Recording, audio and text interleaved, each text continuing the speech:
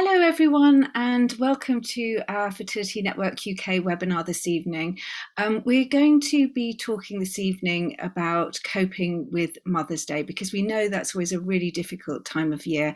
I'm Kate from Fertility Network UK, and this evening we're joined by fertility counsellor Jamie Forster.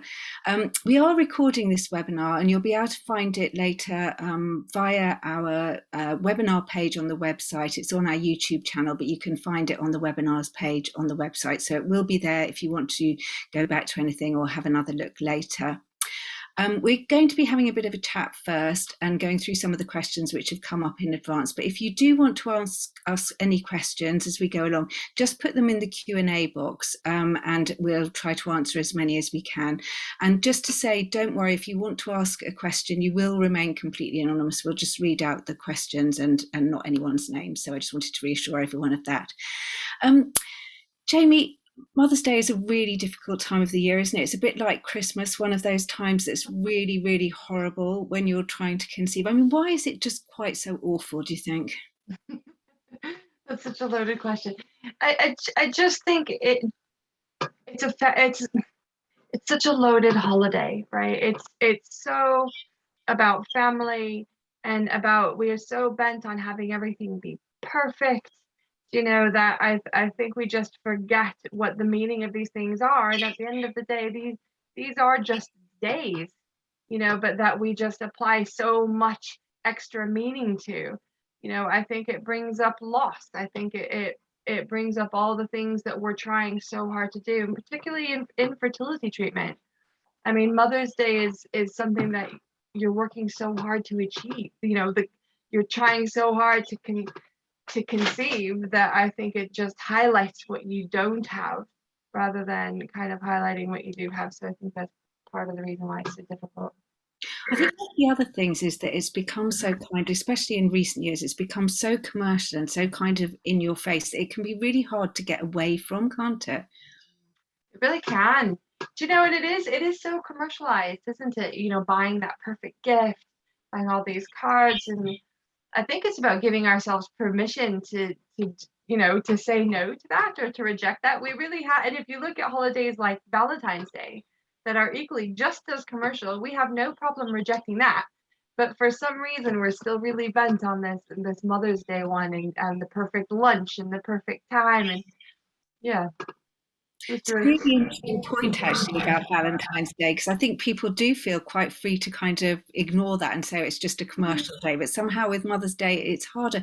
I think one of the other things that it kind of brings up is this sort of idealized idea of motherhood as well, and as if there's something intrinsically good about being a mother, which can be really difficult when you're not and when you want to be.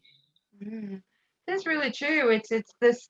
I mean, as women, it's really ingrained into our identity. Like this patriarchal view that we're only successful if we achieve motherhood. We can be good at a million different things, but somehow those things pale in insignificance if you don't have that sort of badge of mother. And it's really a shame, isn't it? Because there's so much more to us than that. But there's something about that label of mother that is very, very heavily weighted, isn't it? And it's also, I think, very unrealistic, isn't it? The idea that we have of what it's all about. I mean, the idea that you see on all of these cards is often really not most people's reality anyway. It's so not. That's another thing, isn't it? Because mother-daughter relationships are notoriously complicated, aren't they? So, and it's one of those stories, isn't it? It's that story that we strive, that story of you're going to be the perfect mother and you're going to bake together and you're going to do all of these things and it's going to be perfect, but that's so far removed from what it actually is. And there's so many other ways that we can meet those needs of ours to nurture and to take care of, so I suppose that's an element of it as well, isn't it? So how can we turn those needs in on ourselves, show that nurturing to ourselves rather than trying to find it another avenue to sort of do that with somebody else? Does that make sense? Yeah, it does. And that's a really interesting point. I think that kind of self-care can be a really important thing at this time of year, can't it? Yeah, I think self-care is the key to everything, particularly when you're finding Mother's Day really difficult. It's that it's giving yourself permission to say no. It's giving to other people and giving yourself permission to say yes to yourself, and do something and really spoil yourself absolutely rotten on that day. Like, do anything you can that brings you joy and makes you feel good, and give yourself permission to do that. Gosh, can you imagine if we all did that, or like one day a month or one day a year? How amazing our lives would be if we gave ourselves permission to just be.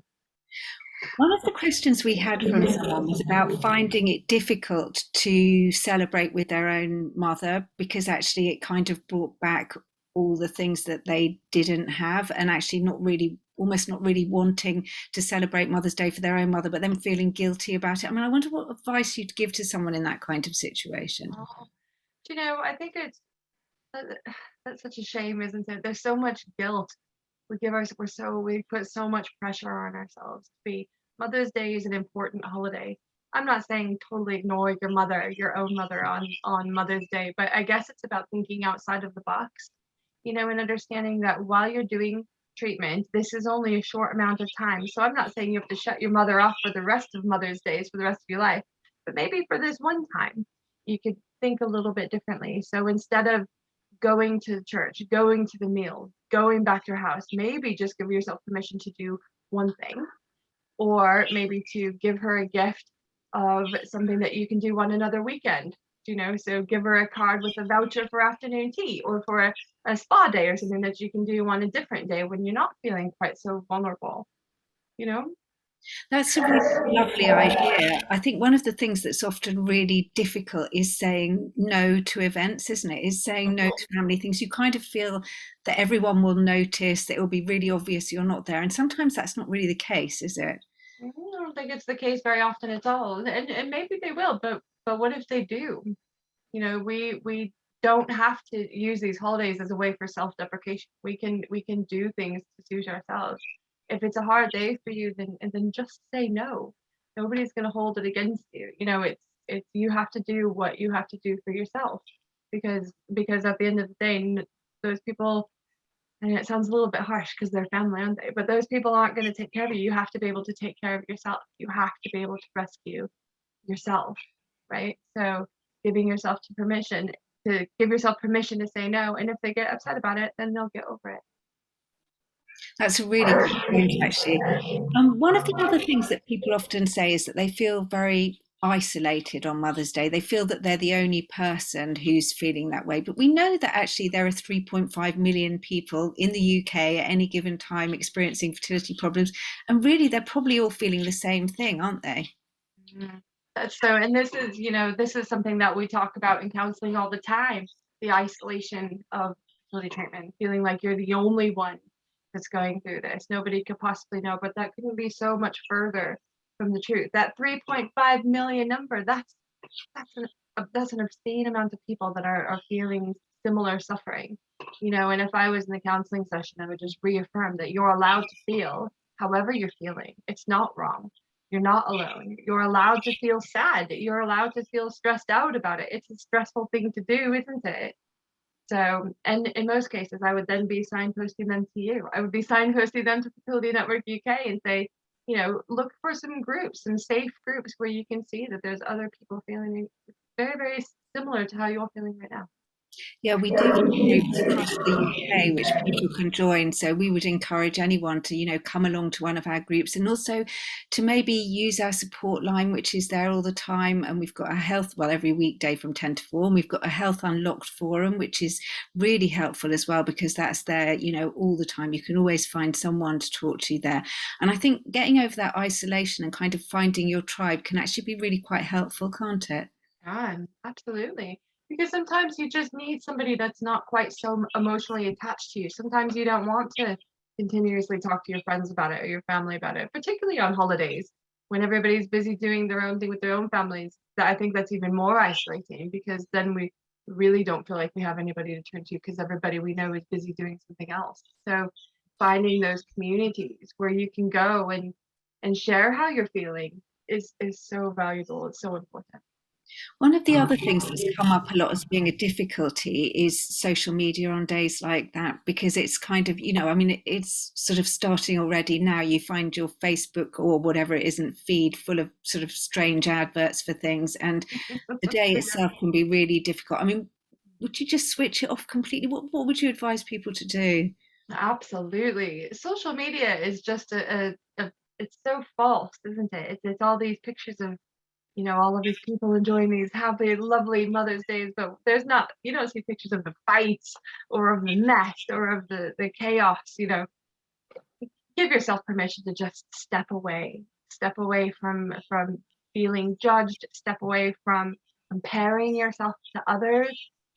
Absolutely turn off social media. I think the more you can do that, the better. I know it's hard, isn't it? We've all got social media and it's something that we just naturally kind of do, but to shut it off for one day would be a huge, huge benefit. Maybe it's actually quite an interesting experiment to see if you can go a day without your phone, go out for the day and leave it at home and see what actually happens. It might be quite beneficial in other ways, I suppose, mightn't it? It really is, honestly. So I practice something myself in my own life because I feel, particularly now that we're working online, feeling so switched on all the time and always looking at a screen, that I will leave my phone at home and go do a mindful walk. And it's hard at first. Like you feel yourself like looking for your phone or checking your pocket to make sure it's there. But I think just being able to put it aside for a minute, to go out into nature, to use your senses of sight and of smell and of taste and of touch, to really go out into the world just for a little bit, just for a minute, give yourself permission to come out of your head, to come into your body, to come into the world and say, okay, right now I'm just going to be present and see what happens. Do you think those kind of mindfulness techniques can actually be really useful at a time like this? I always think mindfulness techniques are useful. I think anything, it's just about some balance, isn't it? And I think fertility treatment can be such a roller coaster of emotion, and it can just feel so negative sometimes, that anything that you can do to bring yourself some balance, to say, yes, this is bad. I'm allowed to feel bad, but also I'm allowed to intentionally look for some peace, to look for some calm, and to use mindfulness, to use your senses to inform your fear that actually we are safe right now. Actually, it is going to be okay just for right now. And it's not about saying I'm not going to say the whole week is going to be perfect. I'm just saying for the next 3 minutes that I'm going to practice this mindfulness, I'm going to be okay. And I think that can really, it's almost like a turn yourself off and turn yourself back on again. Be really, really useful. And is it about trying to find some sort of positive things around you as well? I mean, is that part of what helps with those mindfulness techniques, do you think? Yeah, I've got two schools of thought for that. There is such an emphasis on being positive all the time, but I think that can be quite toxic in itself. Because I think you're allowed to feel whatever you're feeling. I just think it's about balance. So if you're feeling particularly negative, you just don't want to tip over that way. So just by focusing in on your life, on the things that are actually really, really good, kind of cultivating that attitude of gratitude. Forgive the American saying, but so yes, this is really good right now, or I've got 10 minutes of peace. That's a good thing, and I can delight in that, and I can feel excited or happy about that.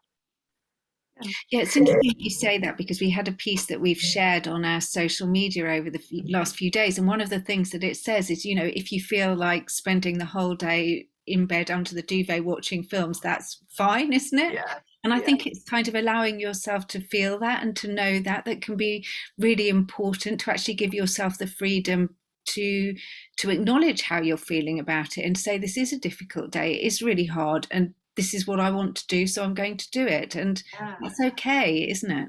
It is okay. That sounds like the best Sunday ever. I'm not gonna get dressed. I'm not gonna turn on my phone. I'm not gonna do anything. I'm gonna eat carbohydrates in bed and I'm not even gonna feel guilty about it. I'm not gonna do my 10,000 steps. That's powerful. Really, really powerful, because that's acknowledging your difficulty. That's acknowledging the negative feeling you're having and responding with compassion. Because if you had somebody, if your best mate or somebody that you love dearly was sat in front of you saying, I feel lonely, I feel sad right now, you would never tell them to, oh, come on, suck it up. You need to get over this. You need to go to your mom's house for lunch. You need to just do this. You would never say that. You would respond with some kindness. You would lower your voice. You would tell them, I'm sorry that you're feeling like this. You would give them some love or, some comfort, give them a hot drink. So I would just say, if you're feeling that way, respond to yourself the way you would somebody you truly love. That's such an important point, isn't it? I mean, it's such an important thing to kind of care for yourself and to acknowledge your feelings and not to feel bad about them. I think all too often people with fertility problems almost feel guilty about the hurt and upset they feel about those feelings of jealousy and kind of, I Mm. think that can be a really big thing, can't it? Dealing with some of those feelings because you feel it's making you into someone who's not a very nice person, but actually it's just normal. But I think they're totally normal.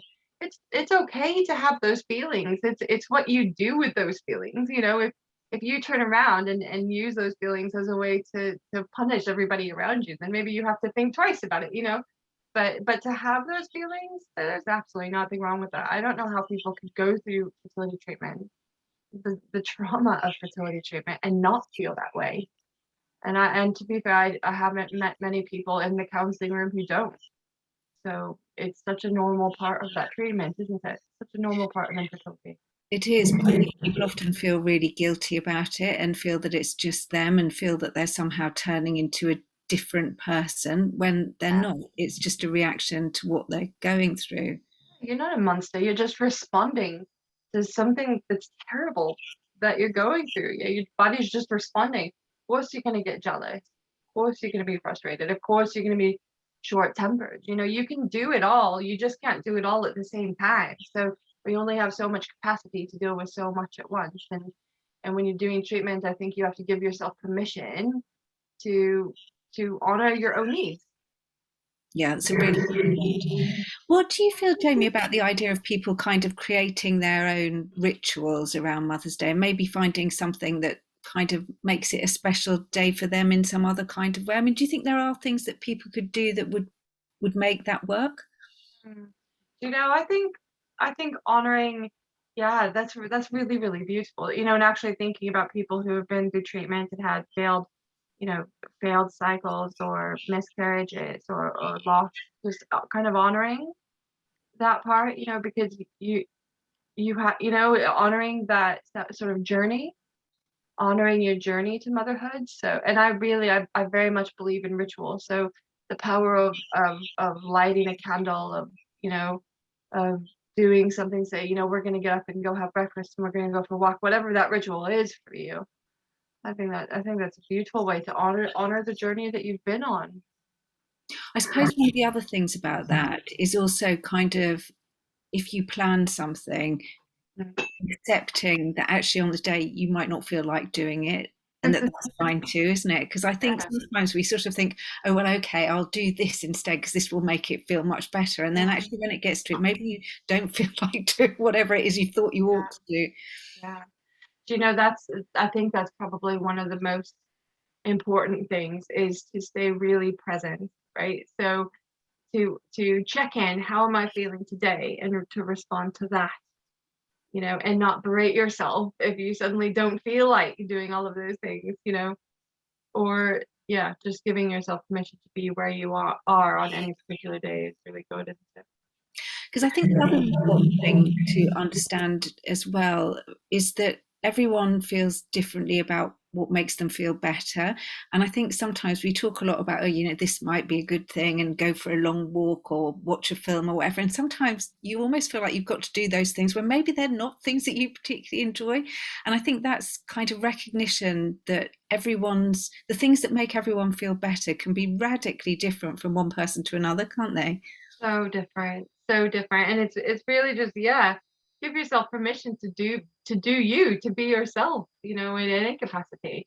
And just take off your mask for a minute and just be yourself. Do whatever you feel like doing. And it's making me think of my own little I have the dirtiest habit, right? It's the most embarrassing habit. And when I'm really, really stressed, I'll let myself indulge it for like an hour just because it's a total way to shut off. Do you want to know what it is? What do you do? It's because I'm only looking at you, so I can't acknowledge any of the other people that are watching. Video games, right? I spend my whole working life on the computer, but do you know what? There's these games that are like role-playing games, and spending a good hour on that like totally shuts me off to this world. It puts me in that game world, and I just leave feeling like, oh, that's better. I forgot what I was worried about for an hour. Great. That's really interesting. That's certainly a very unique one. I've never come across that one before, I have to Well, because say. I'm a grown woman, I should have. But yeah, that's mine. Well, I think I might have to go and experiment with some games. I've never tried one myself. Maybe that's Yeah. a good idea. I think, but that's really lovely, because I think it is that complete idea of what works for one person. For me, the thing that always makes me feel better is I live really near a park, and I always just go for a walk in the park, and I know that whatever's happening and whatever's wrong, it always really helps, and it's kind of quite grounding. And there Yeah. can be something about being outside for some people, and it works for me, that actually makes you feel a lot better. We were talking about that earlier today, weren't we, Kate? That, particularly right now when the earth is waking up and when spring is starting to come about, you go outside right now and pay attention to that. There were so many butterflies today and so many birds and so many bees again that, yeah, going outside and connecting to that can certainly remind you that we're a part of something so much bigger than ourselves. We're a part of something that's so much bigger than our treatment that we're going through right now, or our problems, or whatever it is. We're a part of something much bigger than that. So going out into nature is an amazing way to remember that. One other thing that came up from one person who'd asked a question in advance was around the feelings involved when actually you don't have your own mother anymore, when you're bereaved, and particularly if it's relatively recent, that you're kind of, it's almost like you're grieving on two fronts, and then Yeah. this state can be sort of really quite, even worse, I suppose. Gosh, that's so sad, isn't it? And that's grief is so similar to fertility treatment, isn't it? To the feelings, it's the roller coaster, it's the fleeting from one feeling to the other. And Mother's Day can bring up that loss in such a significant way, can't it? It makes us stop and pause and reflect and think about the things that we've lost, or think about the things that we don't have yet. It's a minefield for that, isn't it? Yeah, it is. It's really difficult, I think. Are there any things, Jamie, that you'd sort of suggest as kind of, if you were giving someone your kind of, top tips for Mother's Day? Are there any things that you suggest? And if anyone has any questions, do feel free to ask them at this point as well. But I just wondered if if you were going to say, these are my things that I think might be really worth considering doing to get through the day. What would you say? Oh, I will always advocate for the power of no. Give yourself permission to say no to the things that are going to cause you stress. If it's too hard, just say no. It's okay. Give yourself permission. And to absolutely give yourself permission to spoil yourself rotten. To indulge in those things that you don't allow yourself to do very often, to just suit yourself. If you're finding it really, really difficult to do anything, then just don't do it. And it's going to be okay. And then you can re-engage back with your life tomorrow. You can call your mother tomorrow. You can call her on Monday. You can say, I'm so sorry. I was just not present yesterday. I wasn't feeling very well. I wasn't feeling myself, wasn't feeling very well. You don't owe anybody an explanation. And then you can check back into your life the next day. I think that thing of not owing anyone an explanation is Yeah. probably one of the most important things that everyone needs to take away from this. You don't owe anyone an explanation, do you? This is your life, and you've got to do the things that you need to do in order to get through it, really, haven't you? When it's the time that we know is tricky. Yeah, absolutely. Absolutely. And we all do that, don't we? If we say no, oh, I'm sorry, I can't, because you don't have to say that, because you just can say, I can't do that. I'm sorry. Not available. You don't even have to apologize. You can just say, I'm not available that day, but I'll see you the following week. It is okay to do that. It's about having good, strong boundaries. Yeah. I think maybe we all get too caught up in the idea of being polite, which then makes us over explain and over apologize. Yeah, absolutely. Absolutely. And I think it's also about valuing, valuing the needs of others above our own. Particularly when you're doing something like treatment and you're feeling a little bit broken, you're feeling a little bit vulnerable, you're feeling like you're not quite living up to your own expectations. So it's hard to value yourself, isn't it? But there's nothing more important than that. I think that is a really, really lovely closing thought, Jamie, and a really important one. And I just wanted to thank you so much for joining us this evening and for giving us so many really helpful bits of tips and advice, because I think it is incredibly helpful, and particularly the power of no and being true to yourself, things that I think we can all do with thinking about a lot more. So thank you, Jamie, so much for joining us. And thank you everyone else for coming along and listening. As I said, you can find this webinar afterwards on our webinars page on the website. And if you do need help or support, please remember that our support line is there every day of the week from 10 till 4, that we've got our Health Unlocked forum, and we've got all of our groups and all of our staff who are there for you. We're your charity and we're here to help you get through difficult times. Thank you so much for joining us this evening. It's been really lovely to have you with us, and thanks again to Jamie. So good night, everyone. And good night. Oh, we've got one question actually, Jamie. Okay. One question. So I will ask one question. We have a question, which is, how do we stop our brain from constantly thinking about our anxieties when we're trying to enjoy something for ourselves? Which I have to say is a very good question. Oh, wow. She really got it in there. Good. Oh, that's a really difficult one. How do you stop yourself from ruminating? Is that what it is? How do you stop your brain from going to that place? I think it's about, what's really powerful about breath work, right?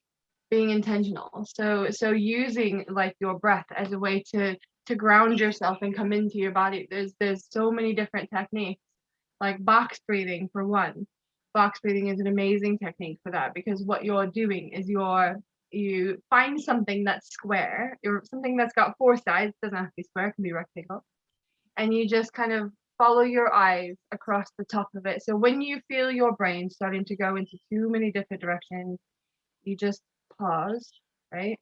And you follow along the top of something while you're breathing into the count of 4. Then you follow your eyes along down the side while you're holding your breath to the count of 4. And then you follow your eyes across the bottom while you breathe out to the count of 4.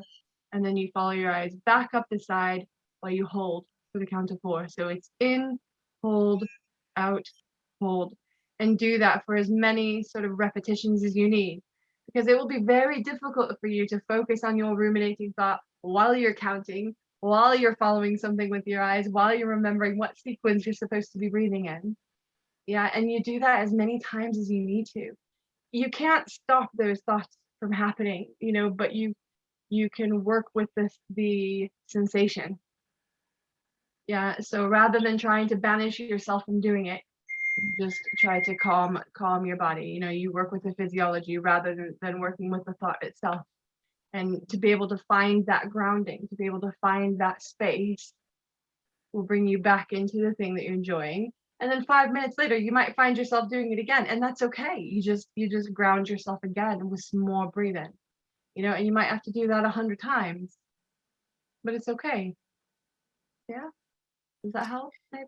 That does help. I think it's a really, really useful technique, and thank you for that. And thank you for our last minute questions as well. I've done all the goodbyes, so I'm not going to do them again, but I'll just say thank you so much, Jamie, and thank you everyone for joining us. We're your charity. We're here for you and for us as well. Do use us and make the best of us.